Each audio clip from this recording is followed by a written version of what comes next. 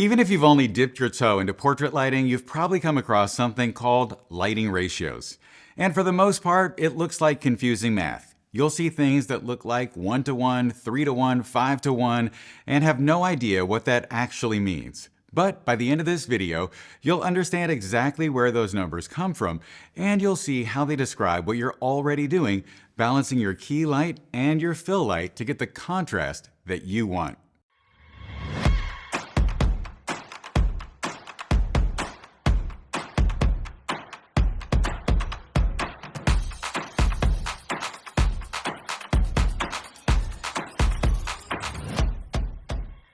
When people see lighting ratios, they can look really intimidating, but it's actually really simple.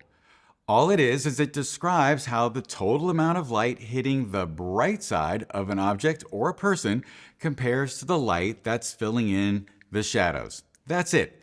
It's just a way of describing how bright one side is compared to the other. So today I'm going to show you how this works in theory when you're lighting something abstract, and then how it works when photographing a person. And then finally, I'll show you what different lighting ratios actually look like on a real set while photographing Onika. Let's start with something simple and theoretical. Imagine a cube sitting on a set rotated 45 degrees, so you're looking at one of the 4 vertical edges. We'll place one light aimed at the left side and another on the right.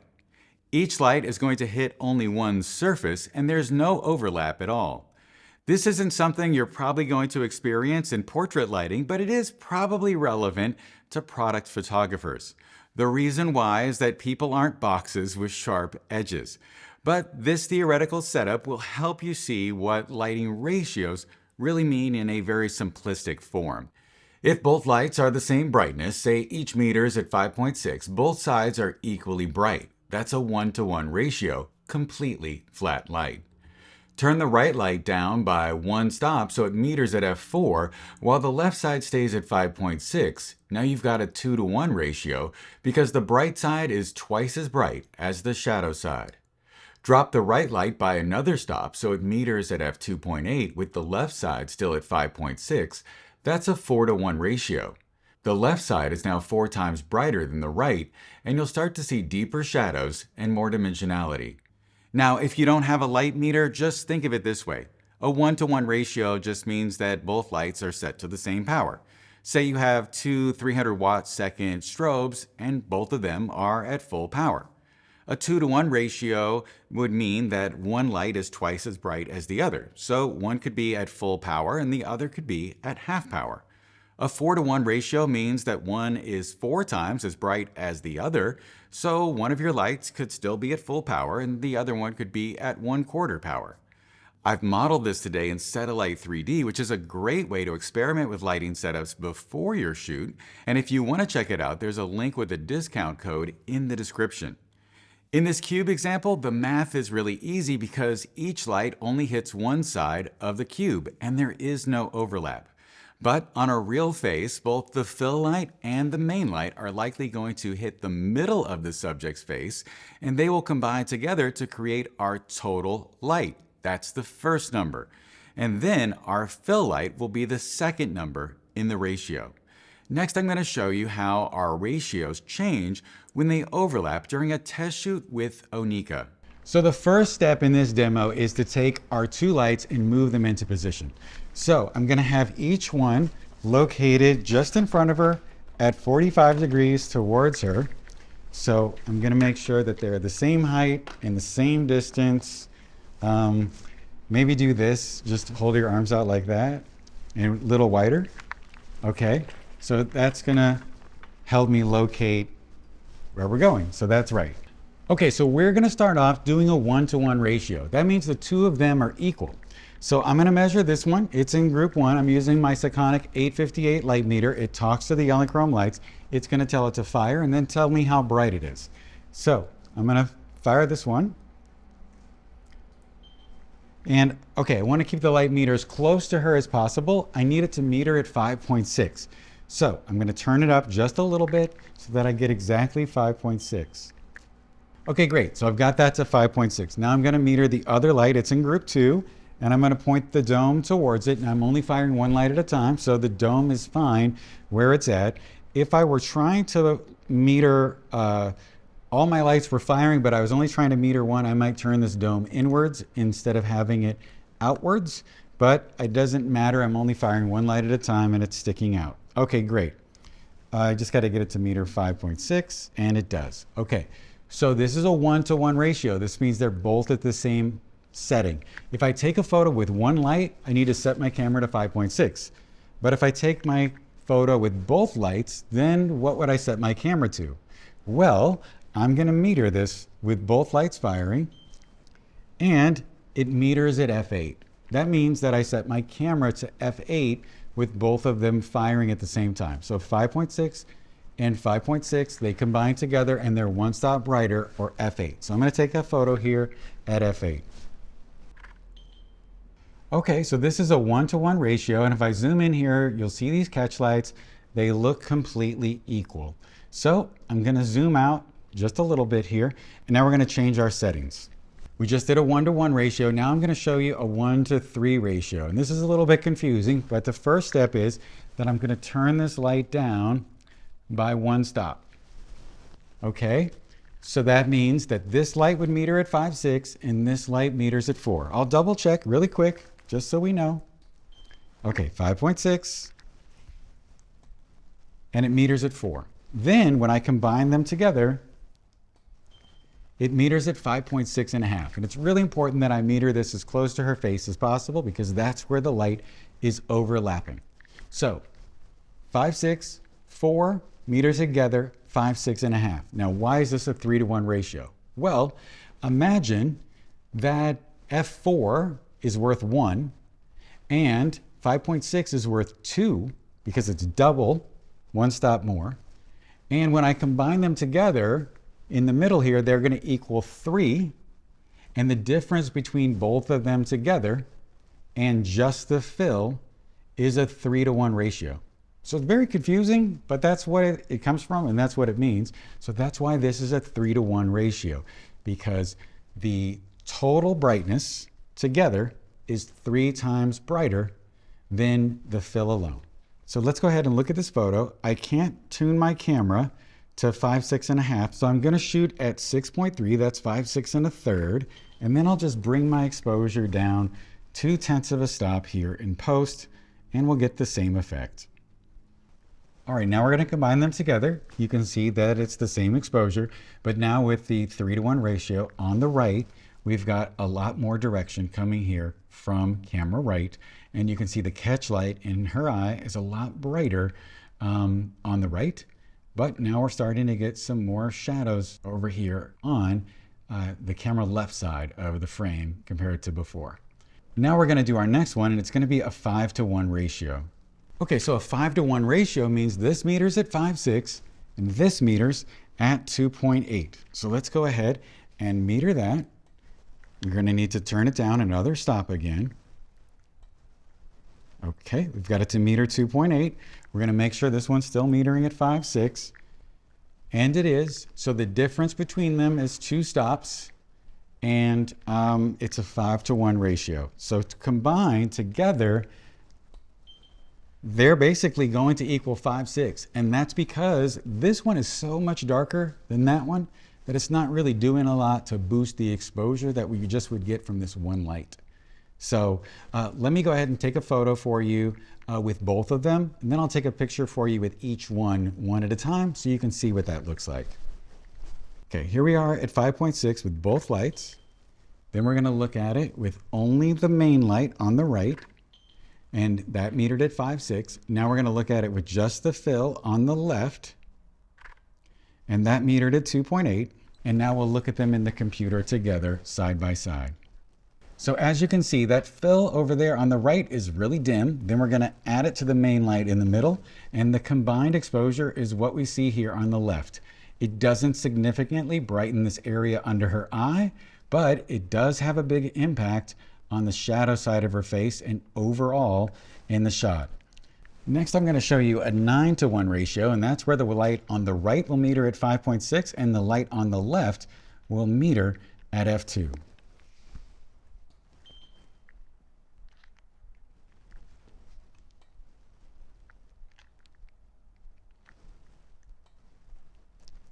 All right, I went ahead and adjusted it. This meter's at 5.6, this meter's at f2. It's a 9:1 ratio. We'll take a picture with these lights together.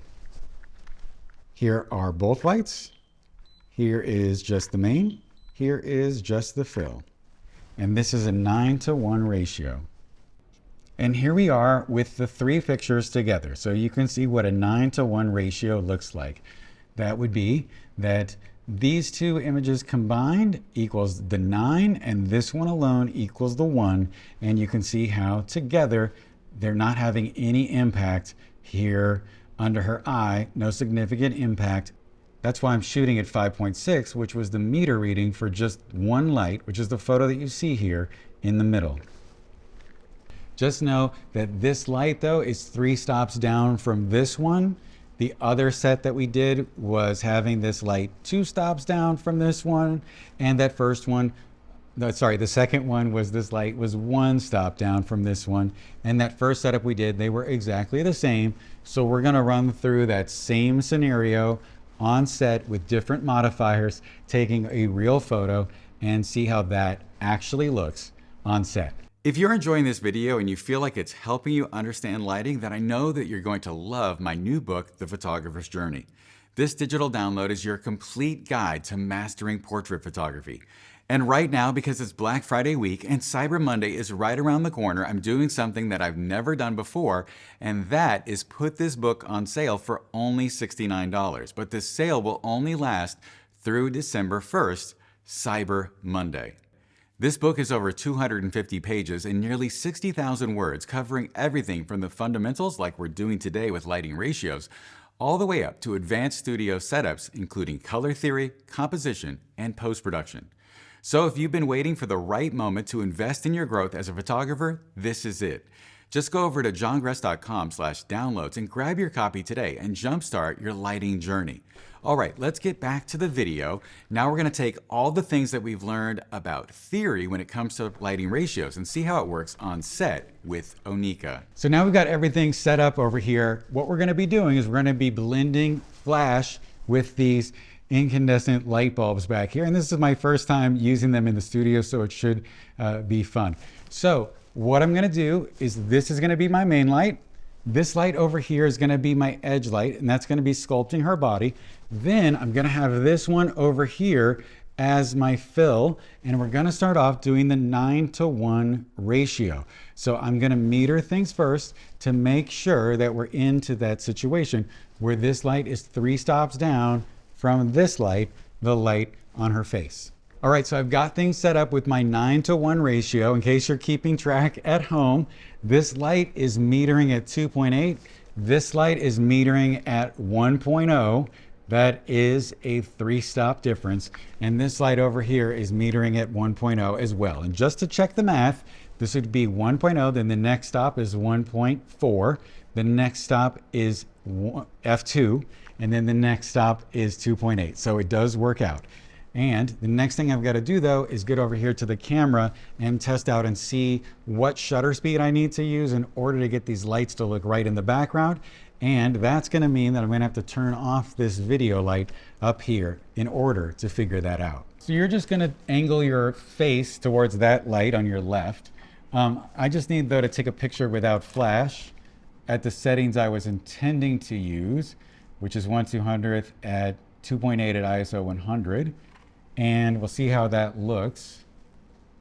Oh, that actually looks really good. So let's go ahead now and just take a test photo with all the lights together. Go ahead and rotate your body to your right. Okay, now if you have your hands up behind your head and you rotate your nose to your right, keep going.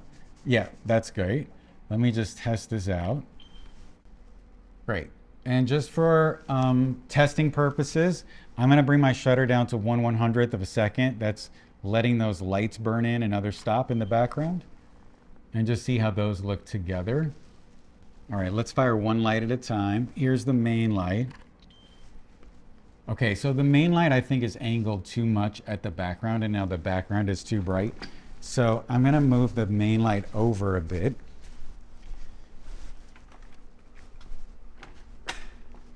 So now, unfortunately, You're gonna have to turn your head a lot to your to your left, but I think it'll look better.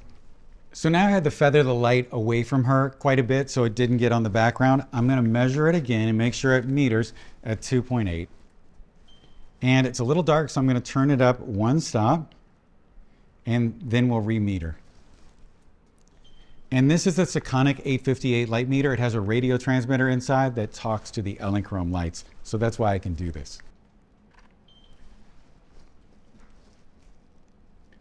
All right, that looks beautiful. Much better than where we started out. I think we had too much light on the background from that main light. Okay, let's go ahead now and let's look at the fill just so you can see how much it's putting out here in this 1:9 ratio. You can see that it's not doing a whole lot. Then we're gonna look at the kicker. That's what we're getting out of the kicker or edge light. I need to move it a little bit forward in order to get a little more light up through the middle of her abs. So I'm just gonna roll that slightly to my left.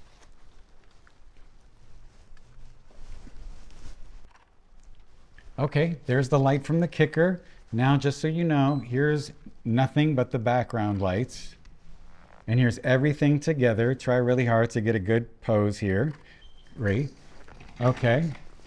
So now I'm going to show you all of these together. So we're going to have the main light on the top left, then the fill at the top center, then we have the kicker on the top right, then we have the background lights by themselves so you can see what the fill is actually doing, and then we have all of the lights together in the bottom center, and I think it looks great. So we got everything dialed in our first test shot. I'm just going to go ahead now and turn this up one step at a time, and then we'll talk about it. So you're gonna see we did a 1:9 ratio. Next we're gonna do a 1:5, then a 1:3, then a 1:1, and we'll see how they compare. And each time I'm turning the fill up one stop so that you can see the difference.